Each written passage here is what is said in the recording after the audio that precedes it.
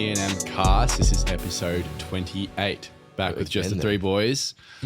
After 2 weeks in a row with a guest. So it's good to have just the three of us back. So I think today's episode, we'll cover a range of things. Like we recently have a fight night. We'll go over that later on. How are you feeling post-fight? How are you feeling? We'll cover it. We'll cover it all in depth later on. Even I just want to get into it right now. Let's get into it. No, we've got a couple things to cover before we go into the fight night. I'll throw it over to Luke to introduce the lead topic, and I'll give some context on it after that.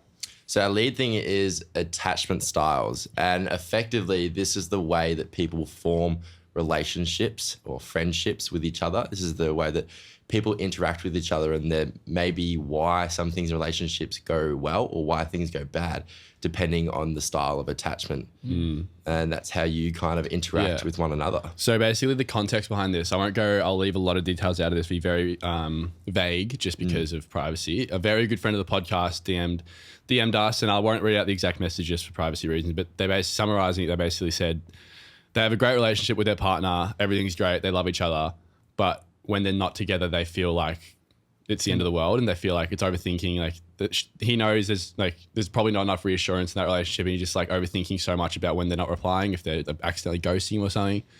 So, and that's kind of stemming it because it's something I relate to a lot, and it's something I struggled with about a year ago until my life got a bit crazy and I got a bit more busy. And I think that's the main takeaway here that we're going to dive into, which is you have to find things to do, because that's an anxious attachment style. Yeah. Where it's like you're getting anxious when you're not with them if they still have the same feelings. And you just kind of have to find things to do that you're equally as passionate about that you are about your partner. And that was how I fixed that problem for me, because I used to just, overthink a lot. And then my life got crazy and I kind of stopped overthinking so much because I had other shit to think about. Yeah. So yeah, we'll go into deep. That's the, context behind the topic choice. Well, we can start there with like anxious attachment styles. This is often where there feels as if there's a lack of trust or there's distrust within someone, which can often lead to arguments, or when you are not with each other, you almost put a narrative in your head that they're doing something they're not actually, which also then causes more stress and arguments on yourself, which doesn't really foster a healthy or growing relationship. And it could come from a lack of trust, or it could come from a relationship that's full of trust, and there's full of trust, but you're just an anxious person, and your partner might not reassure you as much as you probably need or like. And it's just like, I feel like I have a little bit of this in me where it's like overthinking a lot about what they're doing when I'm not messaging them or they're not messaging me. It's like, it sucks, but it's just like... Is it something that you struggle with, like not having trust within your partner? No, it's not that. It's just like, it's not that I don't trust them. It's just like... yourself? Yeah, it's myself. My own thing. So interesting. And then there's a few other styles of, I guess, attachment. Secure. So securely attached people may have less anxiety or avoidance in relationships. Secure attachment often leads to stable relationships, healthy boundaries with others, and strong social support. So this is probably just normal. Is normal. Can anyone relate to this, like a secure relationship? I think secure comes with maturity. I know that there's certain things about you that you have like a set attachment style, but like definitely these things change over time when you become more confident with yourself and you also mature as a person. A lot of people early in relationships can be very anxious about something, but once they're happy with themselves, they're happy with their goals, they're happy with their careers, all of a sudden they become very secure.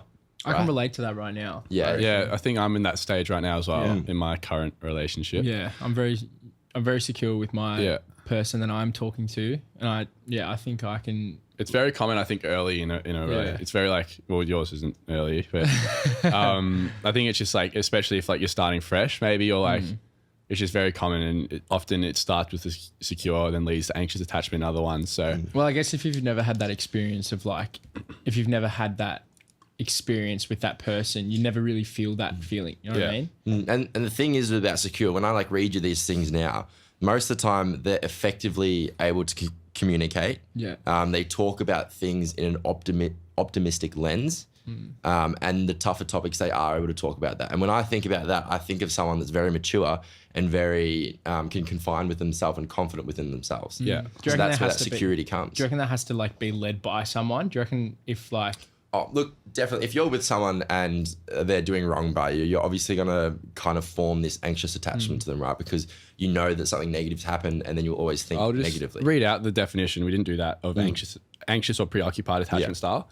An anxious preoccupied attachment style may involve high anxiety levels and low avoidance. Anxious preoccupied attachments can create relationships that lack trust or thrive on a chase.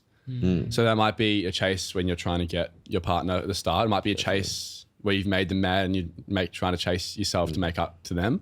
I think personally, like based off relationships that I know, that's very common in this generation. 100%. A lot of men, a lot of women love the chase. And I've fallen guilty I can of say that even so many times. Even now that I'm trying to get past that point, but I would always be for the chase. I would be wanting to chase someone, and then once they would almost would have a relationship or become secure, it becomes too real, and then I flee almost, or I go jump into something else because I liked that chase and liked I think just naturally I liked there's excitement to it, obviously, but I didn't like the realism of it. So if it wasn't real and it was just something that's going towards like a little talking stage, that's something that I felt comfortable in, but I didn't feel comfortable in something that's real. So I wasn't in that time. I'm not very mature, right? Yeah. And I'm trying to work on myself now, especially like I'm trying to get to a point where I'm ready to open up for a relationship. A lot of the time what are you nothing. And then a lot of the time I feel as if I'm ready for something, then it gets too real and I kind of flee, and then I go, gosh, maybe I need to mature a little bit more and work on myself and be confident within myself, so then I can be confident with someone else. Yeah, I think people that have that sort of anxious sort of feeling, love the chase and all that, are just a stepping stone to growing. I feel like personally they're probably not ready for a lockdown relationship. Maybe they just need to experience that chase to distinguish, something like that, into a relationship. Then we got number 3, which is dismissive or avoidant. A dismissive avoidant attachment style, also known as avoidant dismissive, involves low anxiety levels and high avoidance levels. This attachment style may lead to more distant or casual relationships, sometimes stemming from a fear of commitment. That's me right now, I reckon. So you right now? I reckon that's me right now. So this is people you'll use the words. They use the word clingy, so they'll be like, I don't like clingy people, and they'll have often seem cold, or they're okay to be from a distant. Yeah. That makes sense. So like they could be in a relationship with someone, but they don't like someone being there with them every second. These ones are dangerous, especially if you're like a secure like attachment style person and you're trying to combine with a dismissive avoidant. Very dangerous, just because they can be so on you one point and then just switch up and just change colors. And it's just like, I think I've had experiences like that with someone who has that attachment style and that kind of love language where it's just so draining and so dangerous for your mental health. It is. I feel bad for my partner. Well, I wouldn't say, for the person that I'm talking to, because it's just like, I'm this guy. I've always been this guy. And I don't know why. Like, I genuinely, personally don't know why I'm like that. I think it's just fear, realistically. And a lot of the time it is because they are very independent people. What would you say? Like, based off my appearance, my situation, you boys know my situation. Like, I'm talking to someone right now. Been talking for that person for a while now. And I'm still in the same situation. You know what I mean? I think that's on you. That's like, it is on me. It's no one's fault but your own. If you want to progress that further, then that's... I'm happy where I am. Yeah. I'm happy. I feel great. Is she happy where she is? I would say personally no. Yeah. And I know that, but then this is my honest take. Yeah. Right? Tell me, shoot. Because I know your situation very well, in which I deal with you and you talk to me about it. But she isn't happy with she is happy with where she is, but she's not happy where she is with you. In the sense that she knows that you can be so much better. Yeah. And she knows that you can be great for her, but you're okay with how you're rolling right now. Yeah. If that makes sense. It just won't be sustainable. If she's not happy, then who knows how long she'll stay in this current situation for. I know that. And because I know that you're conflicted with some things because of you're doing a lot of social media, doing a lot of this, doing a lot of meeting a lot of new people, and it's very hard for you to give 100% to a relationship. Yeah. You know, so I feel like she's accepting the bare minimum just because that she wants to stay with you. Yeah. And you know that you're okay with giving her the bare minimum, but you want to move, like, you want bigger, greater things. Which it's not that I want another person. No. It's more, I don't know what I want right now because shit's happening at 100 miles an hour, going left, right, and center. I can't like put all my time into. And I think because everything is going, like, you have this social media thing, you're doing one event, you're going this event, you're doing this cool activity, you're doing this cool activity, and then you go back to home or wherever she is, and it's like a pause and like a complete pause, which makes you feel like you're losing track or losing motivation where you're going, which might not necessarily be true. And it's good to have the balance between the two, but I feel like you're learning to balance it. This is just my take. Yeah. I don't know if that's what you think. So, and then we'll move on to the last attachment style, just mailing through these. Fearful, avoidant, or disorganized. A fearful, avoidant attachment style tends to be high in anxiety and avoidance. People with this attachment style are often drawn close to a relationship, yet simultaneously fearful of them. So and this is a person that's chaotic. Yeah, unpredictable. This is chaotic, I feel like Luke can relate to this unpredictable. very, very much. A lot of people go from anxious to avoidant. So like they go between these two. And that's definitely, I feel like I'm in that space where I do have a lot of chaos, and sometimes in relationships there is a bit of chaos with me sometimes, which I'm trying to work at. But I don't think that's you personally. I think that's just based off your previous experiences. Maybe. Yeah. Like I don't think that's you at all. Like I know you, but like obviously your past relationships. Yeah. It's just come at you left, right, and center, and that's probably just what's turned you into that. Yeah. This is people that fear close relationships. Yeah. And they're fearing of closing themselves off to gain the benefits of a close relationship. Probably fear of getting hurt deep down. I think, it's definitely that fear of giving your vulnerability. And that's people with this attachment style, they fear that. It's fearful. And when there's times of this attachment style, they get scared. Yeah. And the commitment and everything, they all fear that. You know why they get scared, I reckon? Why? Because they put 100% of their time into that one person and then that one person stabs them in the back. You thought that one person would never stab you in the back, but they stab you in the back. And therefore, going forward with next relationships, they're like, fuck guys, fuck girls, like whoever it is or whatever. And that's what puts them off. Developing toxic traits. Yeah. Do you reckon? Yeah, definitely. I feel like, especially for guys, there's one moment, there's one girl that always hurts you, and no matter what you do for the rest of your life, you're always going to be like the one that let go, or the one that you let go. The one that hurt you to turn you into this billionaire. Like it's always like the comeback. Do you have that person now? I do. I do have that person. Can we bleep the name out? Nah, fuck that. We're not saying that name no more. Anyway, so we'll loop back to the context of this segment. So what would you say to this person who the situation is they're in a relationship, loving relationship, like the love's very mutual, but when they're away from their partner, they feel like they're overthinking about their partner's every move. Maybe the partner's like ghosting them, or like not ghosting them, just like taking a while to reply, and they're overthinking about that. And just their whole world revolves around the partner and what they're doing. And if they're not replying, then like the whole world's trashing him. What would you say? Is the partner aware of him feeling like this? No. Then I think number one in rule of relationships, communication. I think you need to open up the conversation and just tell her 100%. Don't lie. No ifs, no hesitations, no buts. Tell him exactly how you're feeling and why you're feeling that. And then go from there. I can't tell you what to do or how to do it. I think you just need to be 100% honest within the partner, and then you'll find if she's lying, if she's throwing curveballs. What I see is that if you're anxious when they're alone, there's obviously it might be something that's happened before, and then you're thinking about something bad will happen again. Naturally, people assume negative intent. So if you can make her aware of that, and then when she's doing something, she might be able to be like, hey, I'm just doing this. Don't worry, I'm with this, not with this person. Like that might be excessive. But she could be like, hey, I'm doing this, I'll be off my phone for a couple of hours. Just so you know, like little messages like that. What's the word to... Reassurance. Yeah, reassurance. That's what my message to this person would be. Like, it sounds like you're a person who needs constant reassurance. I'm also the same. Like loud and proud. Like that's just the way some people are. So if you just be open about that with your partner, maybe like, and then they'll feel a justice doing you favors by reassuring you when they don't really need to be without cues. And that's the best feeling ever when they're just like randomly reassuring you. Yeah. The other thing is make yourself busy. You're only going to feel like that if your mind is allowed to feel like that, if your like mind's not preoccupied with something else. So you need to find, I said this earlier, you need to find something that you're equally as passionate about to your partner. So for me, it was like a year ago, I was talking to this girl and like, I was the same, like fucking whole world would come crashing down if she wasn't replying in fucking 30 seconds. That's just the way it is. But then my life got fucking insane. And now I don't feel like I have a girlfriend now, like her a lot more than I did this person. But there's none of those feelings because I'm constantly preoccupied with other shit and I'm keeping myself busy.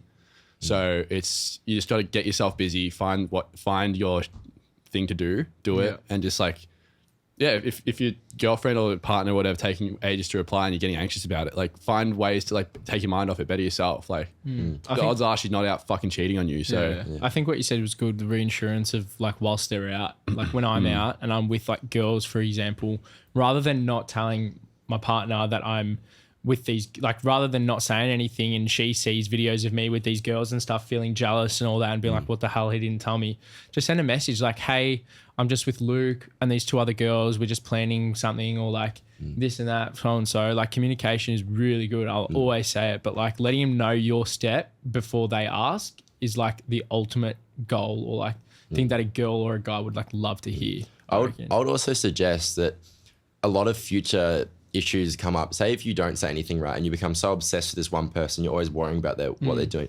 You actually don't advance as a person yourself, if that makes sense. I find that I've had a few of my friends have given their absolute 110% to this one person for every single thing they do. And they stop their goals. They stop doing their working. They stop, playing their sport, or they stop doing their hobbies or the things that they enjoy. And all of a sudden they're fully consumed by this one person. Every move affects them. Yeah. If that makes sense. And I don't think it should be like that.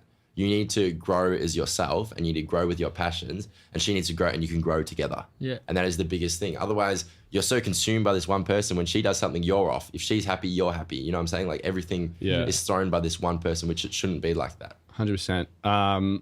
That's probably enough on that segment. Yeah. Yeah. So that's a bit of wrap of attachment styles. We could definitely go into absolute deep dives on every single attachment style, and potentially maybe we do that in another episode. Yeah, that being said, so that obviously stemmed from someone sending in that message and it turned into a whole segment. So if you have anything like that, or any situations that you need help with, we can turn it into a segment. So send it in and we'll try to help you out. Yeah, and we're super open to trying new segments. Like we started with true or not true, and I was just calling each other out on some of our behaviors we do on the weekend. It was just a fun thing. We got Diesel's diary, so we're super open to anything. So send us anything you want. We love hearing what you have to say. Yeah. Or Tommy. Yes. I've actually got something before you. Before you rolled into it, you're nonchalant rolling into it. I put something in my story the other day. It was a questionnaire, and the questionnaire was like, what should we talk about? Because, we're doing the filming, and someone pricked my eyes, texted me and said, talk about me. And her name was Sydney.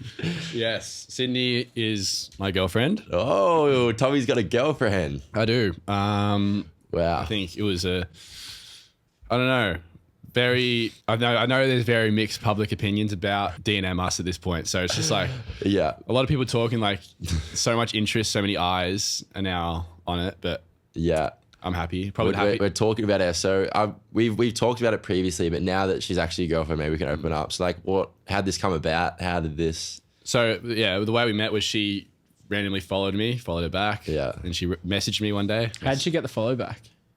I looked on her account. I was like, yeah, you're like, damn. Fuck it. Oh. Anyway, yeah. And then she messaged me, and then I think the rest is history. And, I'm happy. Happiest I've been in a long, long time. Mm-hmm. See, she messaged you. She hit me up. See, if you're a guy out there, if you're a girl, and you like a guy, I think the best way to go about it is message him. 100%. Like, I don't reply to too many messages. That was one I was hoping to get. Yeah. I was going to say, how do you know she wasn't a fan or something? She just come message you. Tommy's dating a fan. She's like supportive, everything like that, but she's made it pretty clear she's not like a raging fan of DNM. Oh, she hates me. Yeah, she keeps Luke in line, which is also a green flag. She keeps Diezel in line as well. Get a random DM like, why is Sydney DMing me? To be like, shut the fuck up. I'm like, all right. Yeah, she keeps me in line, which is a massive thing I look for. She keeps Luke and Diezel in line as well, which is also does me a favor. So shout out Sydney. And I think Sydney's benefiting benefiting all of us in terms of content wise. Yesterday you went on a date with her. I did. I had a deal with Morris and Jones. We went to a very nice dinner. It was lovely. It was amazing. Yeah. And then Luke crashed it. Yeah. So I'll actually show you something. If you want to know what Sydney's like, I'll run into it. Yeah. Sydney called him a dickhead. It is. And then wait for it. So she's a lovely girl, lovely family, good friends, a lot of green flags, and very happy. So we'll leave it at that. On to the next, which is fight night recap. So I'll lead this one off. I'll run through my fight and then I'll throw it over to Diezel. Basically, long story short, we both took L's. We both lost by decision. Hey, mine was split decision. Look, mine was unanimous, unfortunately. Yeah, Logan Paul, he tells me, you may have taken L, but you never really lose. Yeah, so obviously... all right, there was a lot of build up to my fight on social media. This was all premeditated by myself and JP or John Redman online. We found out we were fighting each other and we said, let's build up some TikTok hype. And then, shout out to him. He's fucking hilarious. Like, he's such a funny bloke where it's like, when I was trying to respond to him on my personal account, like abusing him, that is so not me. Like, I can't do that. But he does that. Like, it's his sort of content. It's his special, like it's his fucking bread and butter. Like, he's so good at it and so funny. Like, some of the stuff he was saying was so funny. But no, yeah, shout out to JP. He absolutely fucked me up. So, but yeah, I think so. From that fight, I've probably learned two things. JP, major hands, absolutely destroyed me. Number two, people on TikTok, you can convince them the sky is purple if you made enough videos about it. Like, there's so many people believing this obviously fake beef and buying into the fight. Like, I think it genuinely got people through the door. It got people to buy the stream. And yeah, it was like, it was a great experience. Unsure if I'll get in the ring again, but we'll see. What about you, Diezel? How was your fight? My fight was really good. I versed a guy named Steve. He was a really nice guy. He's actually like the nicest guy in the camp, I reckon. Really nice. It was hard to go in. Actually, it wasn't really hard. Once we got into the ring, it was business. You know what I mean? We said before the fight, we'll get in the ring, have a good fight. But I was a bit shattered. I don't know. It was shattered. The last 30 seconds cost me, I reckon. But fair and square lost. I thought, because we filmed it, I thought you definitely had the first round. And the second round was like, could have gone either way. And then the third round, I think the last 30 seconds. Because you were like, I think you just ate a few too many. Yeah. But I ate them. Yeah. Oh, you ate them, dude. Gosh, you guys were scary in the ring. I could not see you guys in that light. It was really good. I reckon after this fight, I'm going to try to get another one. Yeah. Like, I'm going to fight another fight, whether that's a rematch or not, if he's watching, Steven. But I loved it. It was great. Good to see the fam. But I took the L. But there's not really much to touch on. Yeah, so 2 L's for the DNM, unfortunately. Would you take on another fight, Tommy?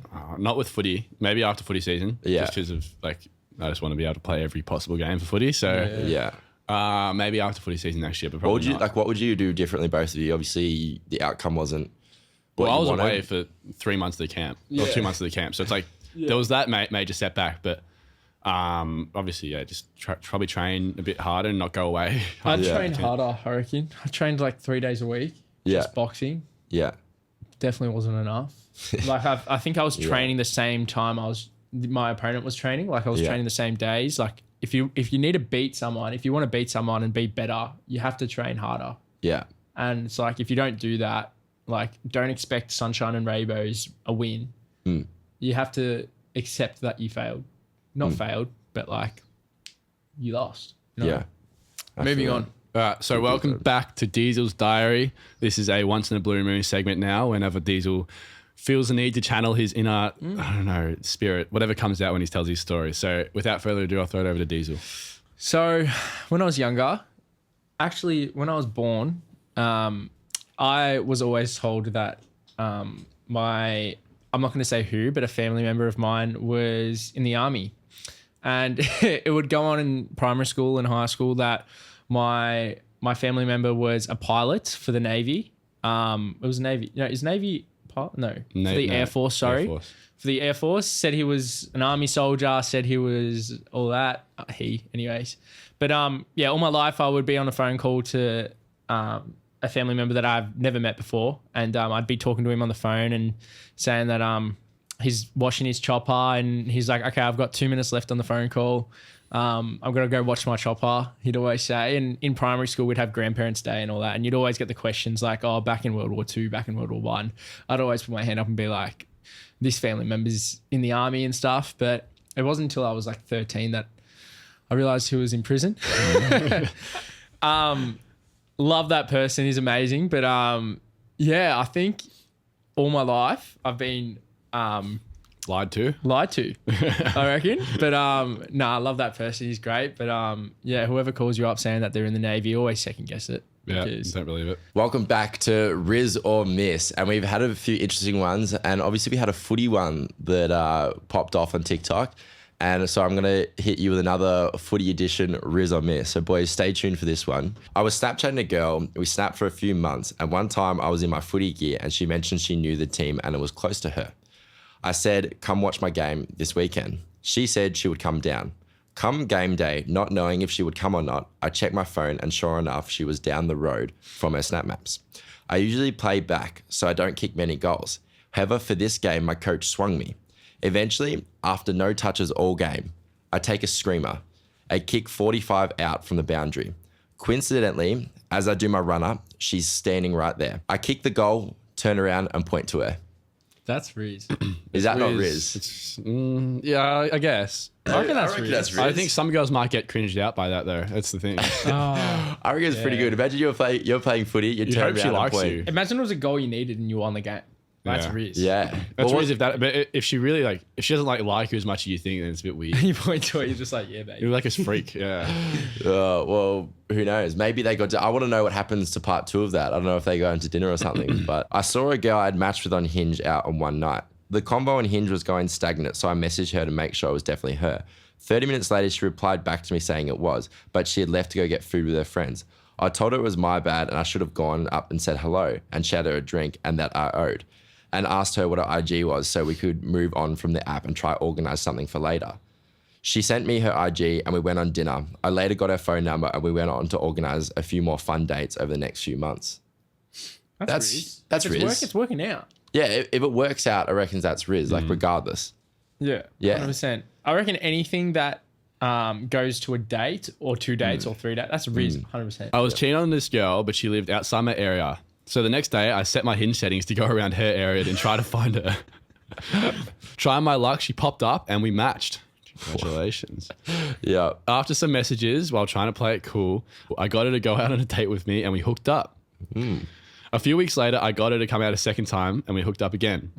Oh, he's on a roll from here. Where is this going? Yeah, I don't know. This is what. Right, so it continues. After the second day, messaging was more frequent. We spent more time together, and she turned to me one night saying she tried hard to keep me in the friend zone, but I somehow climbed out and even got a spot on her roster.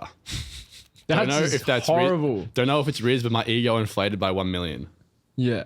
That's not Riz. You're not really like, if that's your goal, then it's Riz, but if you want to get off the roster. I feel like if she said quotes roster, I don't know if that's I don't know. I don't think that's Riz. a I name don't know you- if that's a win. You've just set your Hinge, your dating app settings to her area. I think that was Riz. Yeah, I that's think that Riz, was good. yeah. But I think once she said that you're on her roster, instant. Thank you everyone for watching episode 28 of DNM Cast. Yeah, no, that's Got all. a guest line for next week? I don't think so. No, we have something for you though, but we will be filming it next week. But it'll in due course, it will. It'll unravel. probably, I think it will be, should be Can't out in be about aired for 3 a week. weeks. I think that's about the Potentially. timeline. 3 weeks. So we're excited. We'll still have it. We'll have a few more guests coming on, and then we'll do a few more of us. But yeah, That's a big hint for you guys, by the way. 3 weeks. Let's leave it there. Yeah, Okay, yeah, thank you for alright. watching. Bye-bye. bye. Sweet.